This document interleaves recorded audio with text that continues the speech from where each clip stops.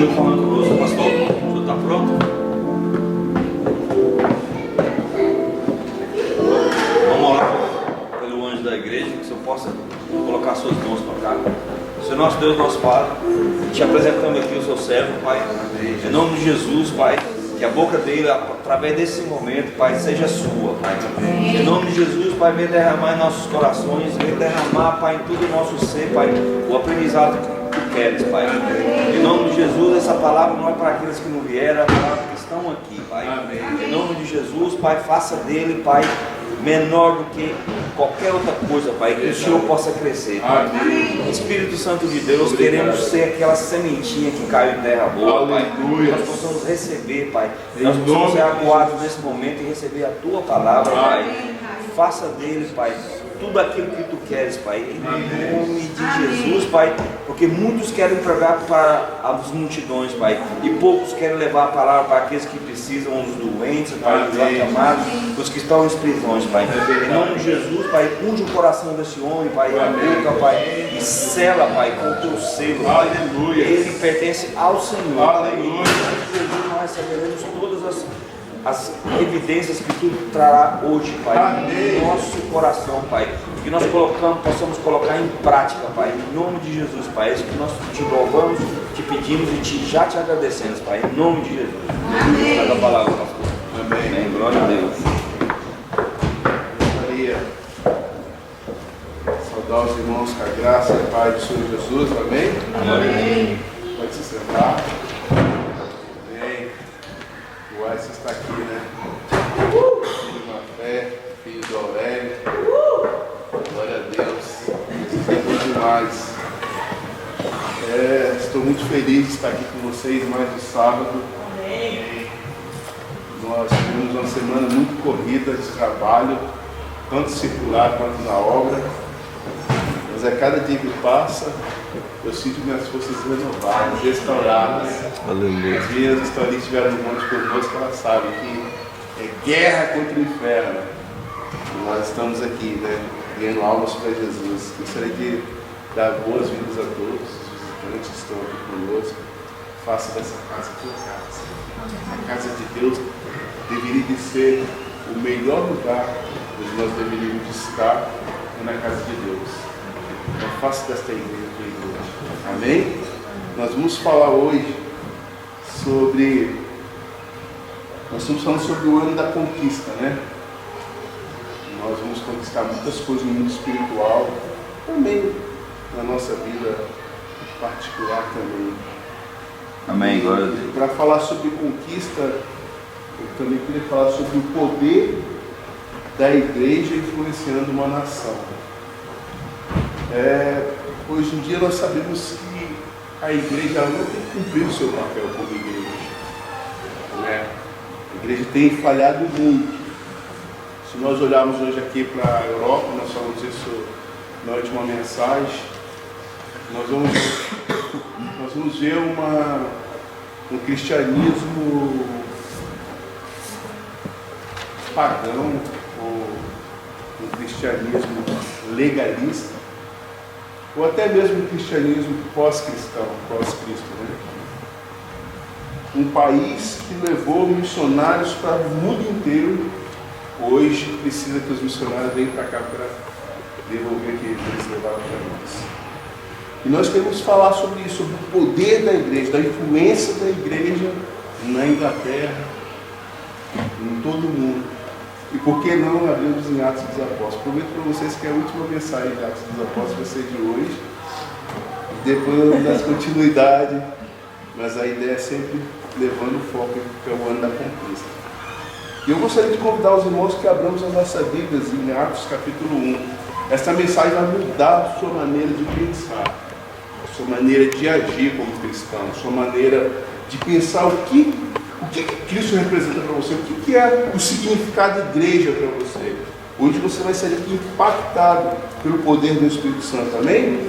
Diz assim a palavra de Deus, Atos capítulo 1. Eu gostaria que todos pudessem acompanhar, irmãos.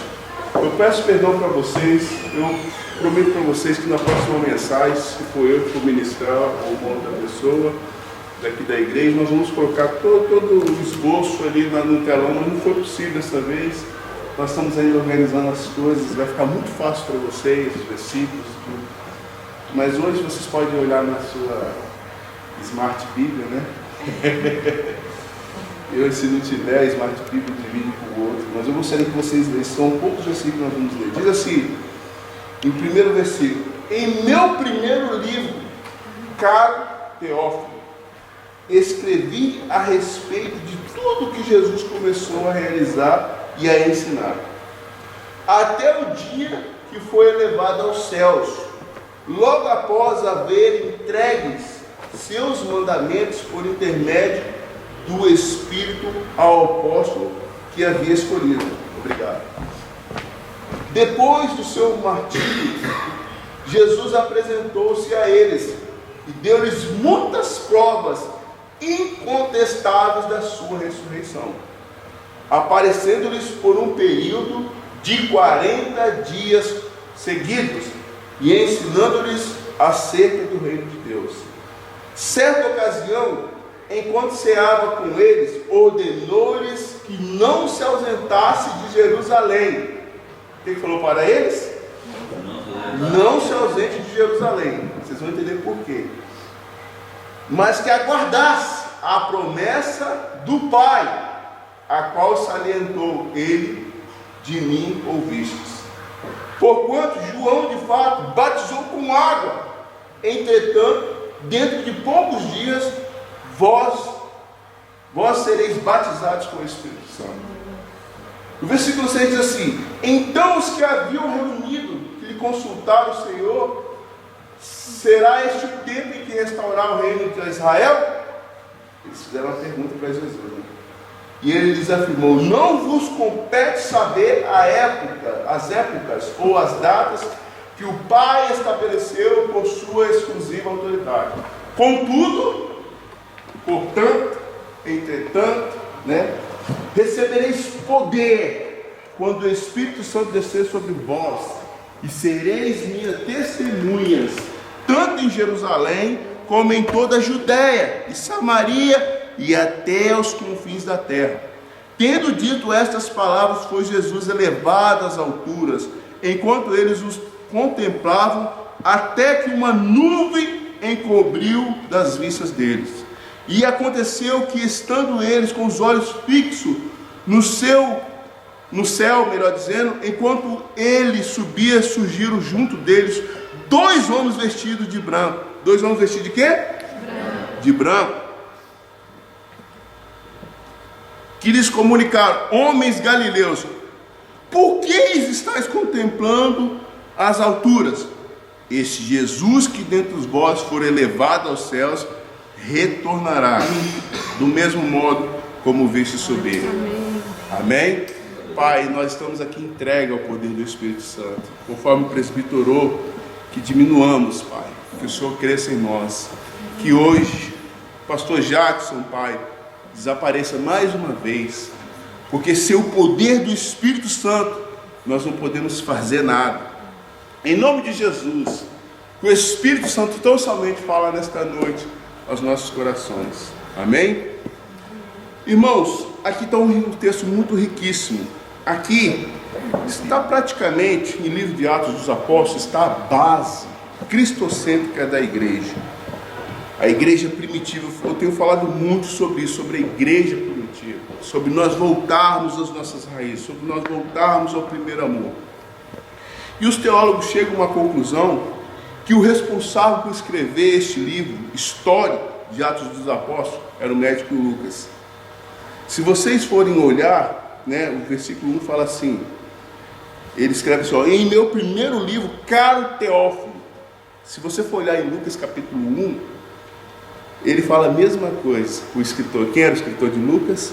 O próprio Lucas, do Evangelho de Lucas, Se formos comparar Atos dos Apóstolos com o Evangelho de Lucas, a narrativa de ambos é muito parecida. A linguagem ela é muito parecida. É a única diferença que tem entre o Evangelho de Lucas e o livro histórico de Atos dos Apóstolos é que Atos dos Apóstolos não tem fim. Você fala: mas como assim, pastor? No livro não tem fim? Não. Sabe por quê? Porque nós, cristãos, acreditamos que Atos dos Apóstolos deu continuidade a nós, Igreja do Senhor Jesus. Então nós continuaremos os atos que os apóstolos fizeram, nós damos continuidade. Então aqui nós podemos entender, irmãos, que o Senhor Jesus aqui na terra dará continuidade a este livro poderoso, escrito por mais de 2000 anos atrás. Interessante que o escritor de Atos começa o livro dizendo as seguintes palavras: em meu primeiro livro, como eu falei para vocês, caro Teófilo. Então você fala do primeiro livro, então ele tinha escrito outro. Concorda? Então nós chegamos a uma conclusão que quem escreveu Atos dos Apóstolos foi o médico Lucas, um homem muito inteligente, muito integrado, e ele precisou de ajuda de uma pessoa. E quem é essa pessoa que ele precisou de ajuda? Exatamente Teófilo. Pastor, quem era Teófilo? Teófilo, vocês podem ver aqui que ele era, no latim, no grego, essa palavra quer dizer querido de Deus, né? É aquele que ama a Deus. Teófilo foi um militar de alta patente do exército romano, convertido ao evangelho do Senhor Jesus. Ele patrocinou todas as pesquisas que Lucas fez para a publicação do livro de Atos dos Apóstolos e também do Evangelho de Lucas. Então, nós chegamos ao entendimento que este livro, né, este canon bíblico, ele foi inspirado por Deus, usando a vida de Atos dos Apóstolos, ou melhor dizendo, a vida de Lucas, mas Lucas teve alguém o ajudando. Primeiro exemplo, ou primeiro ensinamento que eu tiro aqui para nós nunca podemos fazer nada sozinhos. Sempre vamos precisar da ajuda um do outro. Nós nunca podemos querer fazer nada sozinho, principalmente para Deus. Lucas, ele precisou da ajuda de Teófilo. Se o Teófilo, em outras palavras, não patrocinasse o ministério de Lucas, possivelmente, né, Deus ia abrir outra porta, porque Deus é Deus. Mas foi algo muito forte, muito importante, a pessoa de Teófilo na vida de Lucas, que proporcionou os leitores a plena certeza que quanto aos tremendos fatos relacionados à história de Cristo e à nossa salvação eterna. Lucas, ele narrou o Evangelho, o livro de Atos, sobre as púrcias, isso é o apoio financeiro de Teófilo, como eu já falei para vocês. A ascensão de Jesus ocorreu 40 dias após a ressurreição. Jesus viveu, pregou sobre a direção do Espírito Santo do Pai.